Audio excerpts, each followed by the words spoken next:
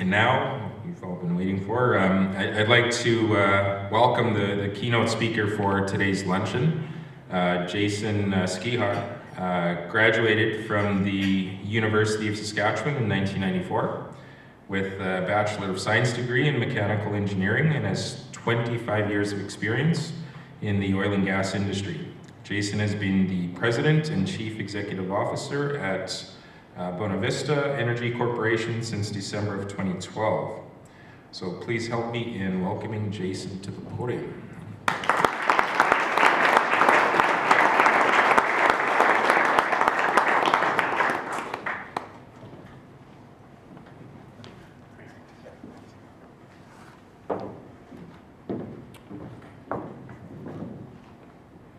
Thanks, Thomas. Welcome, everyone. It's a real treat for me to come back to the home country and have an opportunity to speak with all of you. For full disclosure, Bonavista Energy is not very active in Saskatchewan, and before Steve would let me in the room here, he made me commit to finding a way to get more active in Saskatchewan. So I'll have to take that back to the office and see if we can accomplish that. We like a lot of oil and gas companies, move our way in and out of assets over time. And although at one point in time we did have a lot of assets in Saskatchewan, today we find ourselves largely an operator in Alberta. So yeah, as Thomas mentioned, my name is Jason Skehar, CEO of Bonavista Energy. We are an exploration and production company with an asset portfolio that resides largely in Alberta. Bonavista is going to be celebrating our 22nd anniversary this fall. We've been part of a very dynamic oil and gas industry over the past 22 years. And without doubt, in the last 5 years, we've experienced and seen an industry and an operating environment that has adapted and evolved unlike any other period in our history. There's no questions that we're facing a tremendous amount of challenge that we've never had to face before as an industry. And we find ourselves learning and adapting in ways that we've never adapted in the past. I'm very pleased to be part of Energy Week, which is why we're here today. It's truly an initiative of the Canadian Chamber of Commerce under their Resources for the Future project. As all of you know, energy is central to our everyday lives. Myself, having grown up on a small farm, a little over 100 miles away from here, a rural farm, I know firsthand what it's like to have access to reliable and pretty low cost sources of energy. I didn't recognize it at the time, but I certainly do today. Certainly, that was my ticket as a kid, to be able to get outside the fence, that perimeter of the farm, and see just a small piece of the outside world. And today, as a father, raising my kids in this environment, it's even more transparent today how important that energy is to everything they do and everything they see, and how they evolve and develop as young citizens of society. Creating a National Energy Awareness Week to open this exact energy dialogue in Canada is critical. With Energy Week, there's certainly a number of initiatives across the country that are taking place, just like this one. At these initiatives, we aspire to enhance energy awareness and literacy amongst Canadians. It's our goal to maximize the number of all of you, the number of Canadians engaged in the dialogue on Canada's energy future. And most importantly, we would like to engage all Canadians on the important role that innovation plays and has played in shaping Canada's energy past, our present, and our future. So let's start with the basics. Oil and natural gas is Canada's top export, with 22% of all exports nationally. We generate approximately $100 billion a year in revenue, and we invest about $40 billion in capital each year into the sector. We are a big engine of the Canadian economy. Canada has the third world's largest oil reserves and more than 300 years of supply of natural gas. Our resources are found across the entire country, from northeast BC to the Atlantic offshore. Canada is currently the 5th largest producer of natural gas and the 6th largest producer of oil. Number 5 and number 6 out of nearly 100 countries that produce natural gas and oil. I'm just going to ask you to pause on that for a minute, because that's a pretty special title. It's certainly something that we all need to be very proud of as a nation, and from my perspective, certainly something that we can build on. Through our supply chain, the sector employs over 500,000 talented workers across the country through more than 10,000 businesses. Our industry generates billions of dollars in revenues for all orders of government, providing support for the programs that Canadians value: healthcare, infrastructure, education, and social services. This is truly Canada's industry. It doesn't belong to any single province or any single region. It's all about Canada. It's our Canadian entrepreneurial spirit, it's our innovation, it's our manufacturing, it's our steel, it's our concrete that all contribute to making this a national industry. So let's take a minute to go beyond the basics. A question that often comes up today is, what role should Canadian oil and gas play in the 21st century? When it comes to the responsible development of our energy resources, Canadians have a lot to be proud of. Innovative Canadians pioneered oil and natural gas development in the early 1900s, and today innovative Canadians continue to find better ways to develop these resources with less environmental impact. From optimizing water use and greenhouse gas emission reductions to reclamation research and continual improvement in safety performance, Canada's oil and natural gas is among the most responsibly produced in the world. You see, this matters a great deal because demand for energy is rising around the world. And I believe, as do many, we're most qualified to deliver the most responsibly developed molecule of hydrocarbon energy to that world. According to the Paris-based International Energy Agency, global energy demand is expected to grow by a staggering 27% by 2040, as countries like China, India, and Southeast Asia seek to grow their economies and their middle class. All forms of energy will be needed, but certainly oil and natural gas will supply more than 50% of that demand, even as renewable energy increases by 400% out to 2040. Specifically, the cleanest form of hydrocarbon energy, natural gas, is forecasted to grow in excess of 40% by 2040. This growth in demand is about people gaining access to energy that improves lives. In emerging economy, energy isn't just a convenience. It's essential for modern life. It enables health, nutrition, education, prosperity, and of course, sustainability. Around the world, more than 1 billion people live in energy scarcity or poverty, and nearly half of the world's population uses fuels such as wood and biomass for cooking and heat, all of which impact health and the quality of life. So the projected growth in demand is about people gaining access to clean energy. Affordable modern sources of energy increase agricultural productivity. They allow for treatment of drinking water. They create modern solid waste management programs. And they enable students in remote areas to be able to open up a book after sunset and read. Energy improves lives. It's truly transformative. Unfortunately, though, many of today's largest critics of hydrocarbon energy are those who leave the largest carbon footprint in our atmosphere.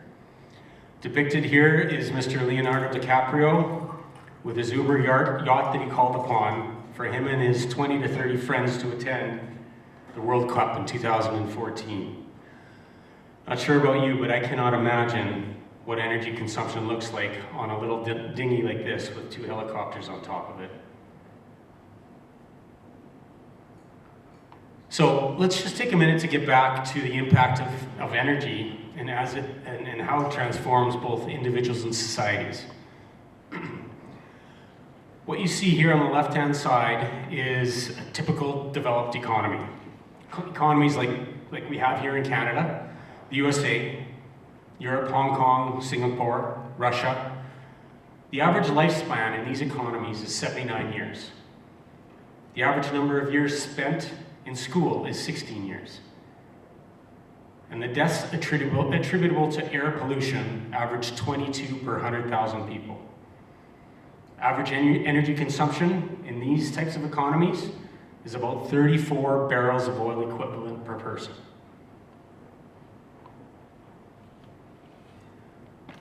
Moving over one step to China, Turkey, Brazil, Mexico, Iran. Life expectancy is down a bit, 76 years. Schooling averages about 14 years. Air pollution-related deaths pick up meaningfully to 85 per 100,000 population. And the average per person energy consumption is 14 BOEs.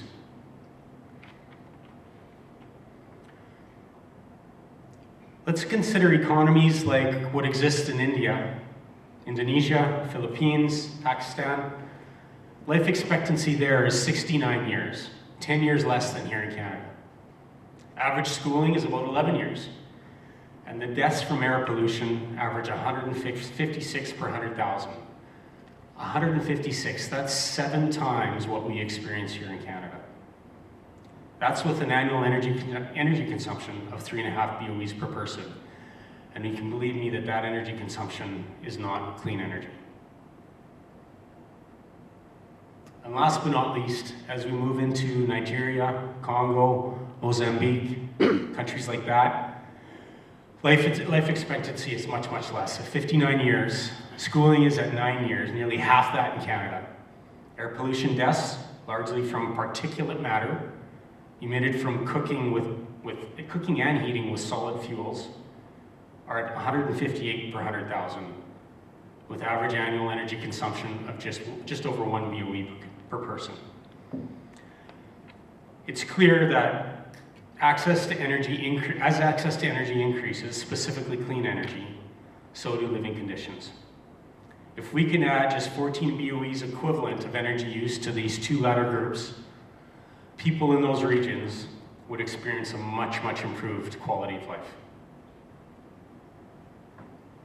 So why Canadian energy?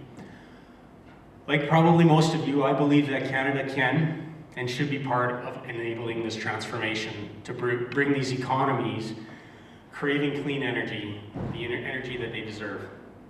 Our commitment to leadership in environment, safety, and social responsibility is second to none.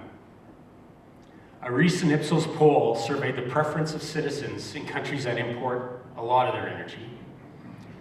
The study shows that without doubt, people want Canadian energy because of the way we do things. Whether it's the United States or Saudi Arabia, our competitors just don't do what we do. We innovate, we have high regulatory and social standards, and we're taking significant action on reducing emissions. Using more Canadian energy will mean a better environment globally and a better Canada. Let me tell you a little bit about how. We're investing in environmental innovation and protection. Canada operates with world-leading standards for both protecting the air, the water, and the land. Over half of Canada's investment in developing emission reduction technology today comes from our energy sector. And specifically, as you see here, Canada spent $8.4 billion on environmental production in 2016. The oil and gas sector was responsible for nearly half of that. This is a chart that resembles the energy consumption in 2018 amongst differing regions across the globe. And you can see that it transitions from left to right, from the most energy-intensive region to the least energy-intensive region in Africa on the right-hand side. Specifically, you can see which regions use what types of energy. And I'll draw your attention to the Asia-Pacific region, whereby energy consumption is largely dominated by coal. And I'll touch on that here over the next few slides. Canada's liquefied natural gas, or LNG, could certainly be transformative both on a macro and a micro scale. Responsibly produced Canadian LNG could replace large quantities of coal being used for power generation in the Asia Pacific and have an enormous impact on our environment. Estimates suggest, with the growing economy in the Asia Pacific, that by 2040, nearly 1,500 megatons of carbon dioxide equivalent emissions could be eliminated each and every year if new power plants in China, India, and Southeast Asia are supplied with natural gas instead of coal. Well, how much is 1,500 megatons of CO2 equivalent? Canada emits on approximately 700 megatons each and every year, with Saskatchewan emitting approximately 70 to 80 tons. So one LNG facility on the west coast of Canada is estimated to eliminate approximately 100 megatons of CO2 equivalent emissions, CO2 equivalent emissions created by a coal-fired power generation station in China. That's more than the entire province of Saskatchewan emits in a year. As I mentioned earlier, nearly half of the world's population has no access to clean energy, as you can see on this map. Natural gas derived from LNG could also be used for home heating and cooking in countries that currently rely on coal, wood, and biomass. And the impact on human health can be staggering. These solid fuels are rich in particulate matter, which is one of 4 leading causes of premature deaths around the world. As the international climate change framework continues to evolve, clearly Canadian LNG could make an oversized contribution to the climate file and to extending life expectancy.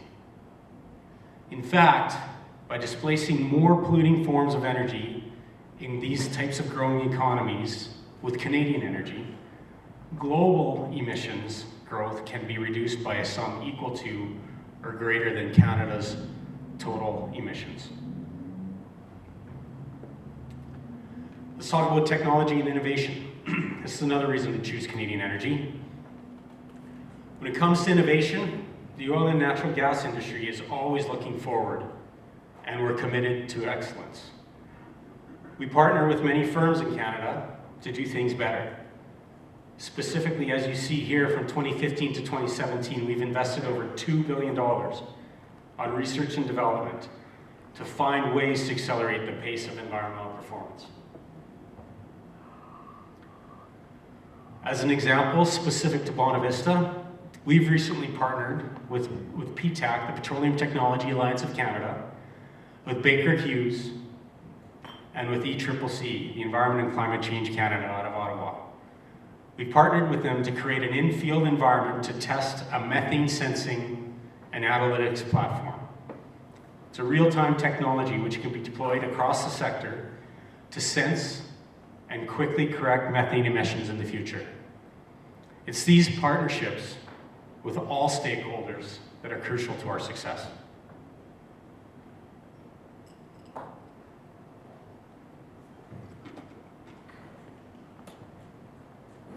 Let's talk about regulatory oversight. It's certainly top of mind for all of us as Canadians. Our industry is governed by an open, transparent, and accessible system of regulation. According to a study by Worley Parsons, Canada's environmental law and regulatory compliance is among the most stringent in the world. And as you can see here, we're getting better at what we do each and every day. Indigenous prosperity. There are certainly many misconceptions about the relationship between our industry and the Indigenous peoples. And here are some facts. 6% of our workers in our industry are Indigenous versus an average of 4% for many other industries across Canada. Oil and natural gas is a huge contractor of an Indigenous-owned businesses, spending billions of dollars annually with hundreds of firms. The oil sands companies alone purchase goods and services valued at $3.3 billion in the 2015 and 2016 timeframe. The same year, the federal government, by contrast, spent only $63 million in Indigenous procurement.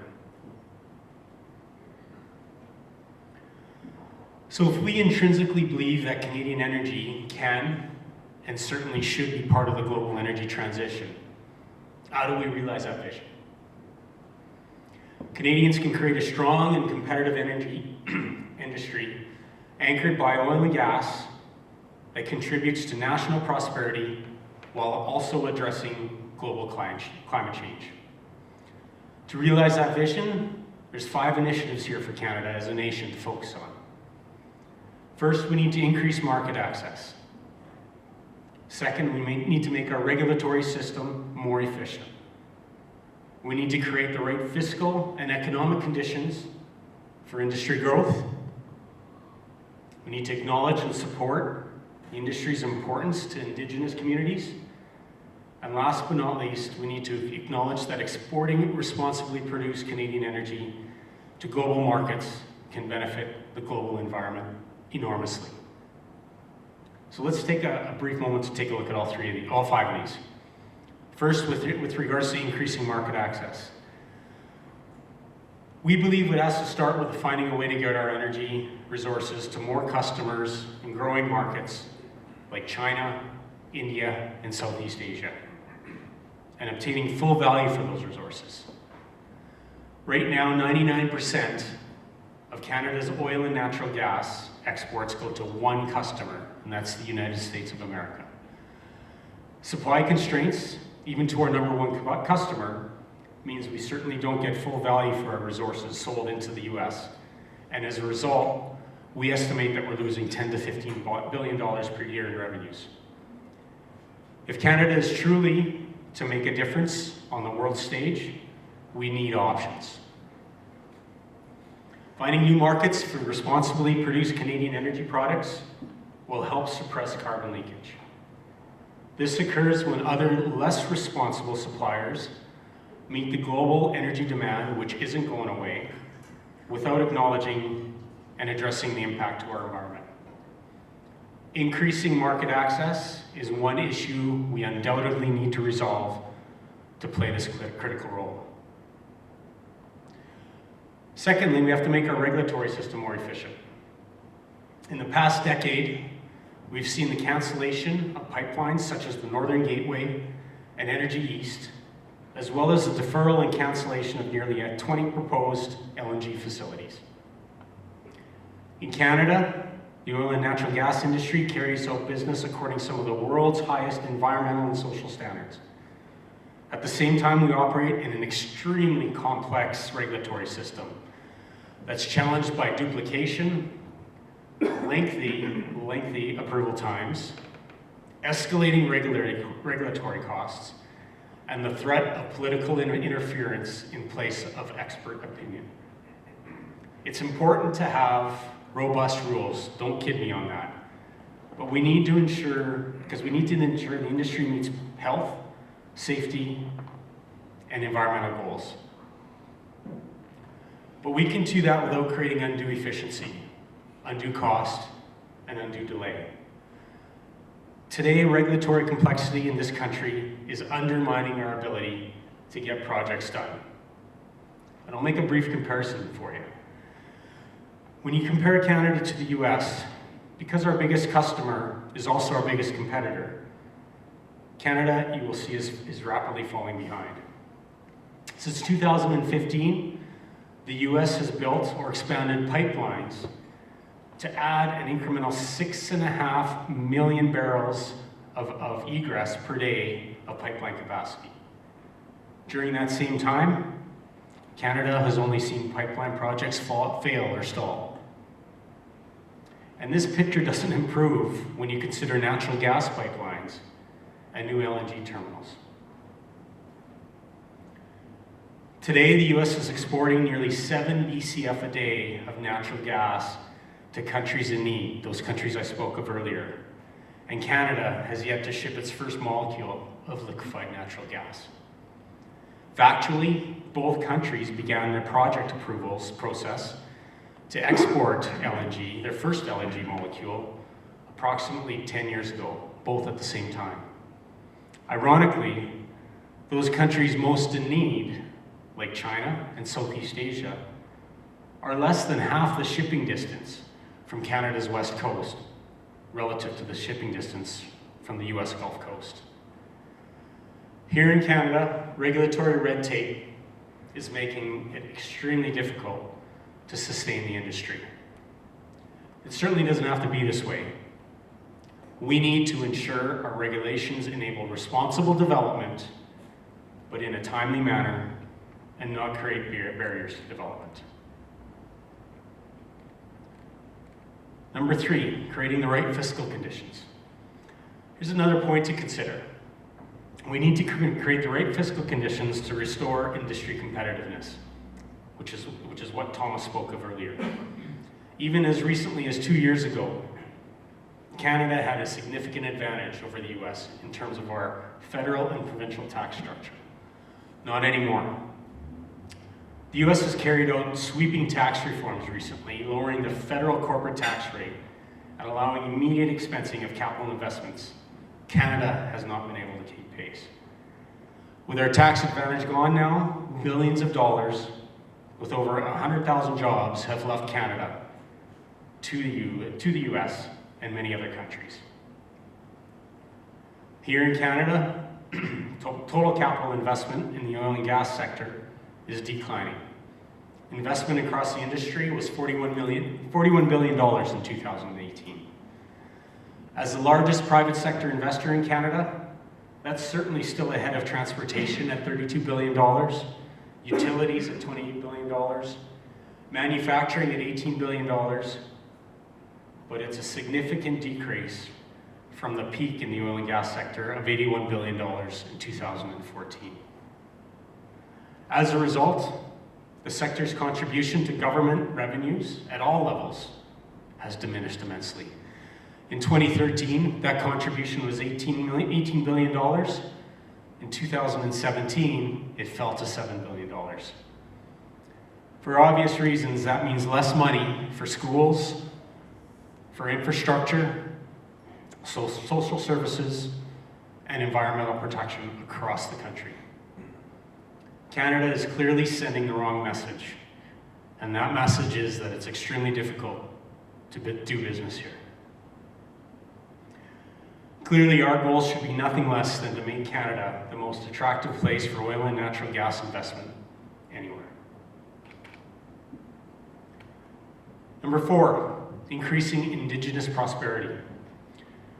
Like all Canadians, Indigenous people have different points of view on resource development. Yes, of course, some are imposed, and they are vocal about it. But many want to see growth. Many Indigenous communities are seeking economic self-determination through responsible resource development and active participation in Canada's natural gas and oil industry. And I couldn't think of a better partner. The industry encourages governments, and indeed all Canadians, to recognize that a competitive oil and gas industry presents a significant opportunity for increased economic prosperity and Indigenous communities. Last but not least, contributing to the global emission reductions with technology and innovation. Climate change is a global issue as air emissions have no boundaries. Addressing this issue is bigger than one industry, it's bigger than one province, and it's certainly much larger than just one country. Therefore, a long-term global approach is essential. Canada's oil and natural gas industry is serious about Canada's energy resources while reducing emissions. This will make a monumental difference when our energy is used to displace energy from other countries without environmental standards. If we look at where energy demand is forecast to double in 2040, those are countries like China, again, India, and Southeast Asia. That energy should come from Canada if the environment is set to benefit from it. If Canada doesn't step up, other less responsible jurisdictions certainly will. As a country, we need to take advantage of the massive growth in demand for LNG over the coming 20 years. Today, approximately 40 to 50 BCF a day travels by boat from one export terminal to another import terminal. This volume is forecasted to double in 15 to 20 years. By 2035, there will be more LNG shipped on a boat each and every day than what North America produces today. With upstream electrification sourced with renewable and natural gas energy, emissions will be reduced in Canada and around the world to provide LNG to the rest of the world. Canadian LNG will produce fewer greenhouse gas emissions per unit of energy than any other LNG sources around the world. When you couple this concept with internationally approved carbon credits, as per Article 6 of the Paris Agreement, 5 LNG facilities on the shores of Canada provide a very clear and transparent path to meeting our national emission targets. That's a solid and compelling reason to build more Canadian LNG facilities. So to wrap it all up, what we need now, and is one of the reasons I'm here speaking to you, is an extremely strong and united national voice. The benefits of a strategic long-term vision for Canada's oil and natural gas industry include delivering an additional 120,000 jobs for all of Canadians, injecting an additional $45 billion annually into the Canadian economy, contributing an additional $7.5 billion each year in government revenues to build roads, schools, and provide social services, contributing to a significant reduction in net global emissions, serving as a catalyst to improved health and quality of life as people in emerging economies gain access to affordable, reliable, clean energy. Canada can build a future where we contribute to energize the world while contributing to lower greenhouse gas emissions.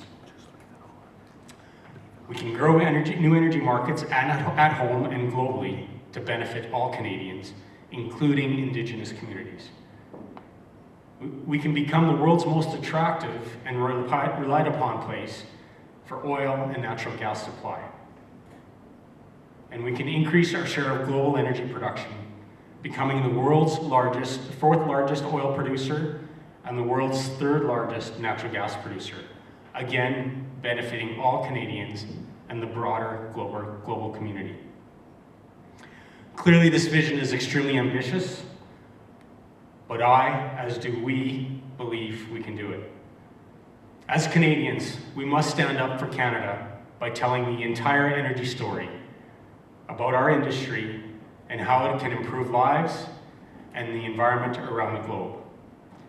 We have an economic opportunity in front of us, which we have never seen in over a century. We have plenty to be proud of here as Canadians, and even more to offer.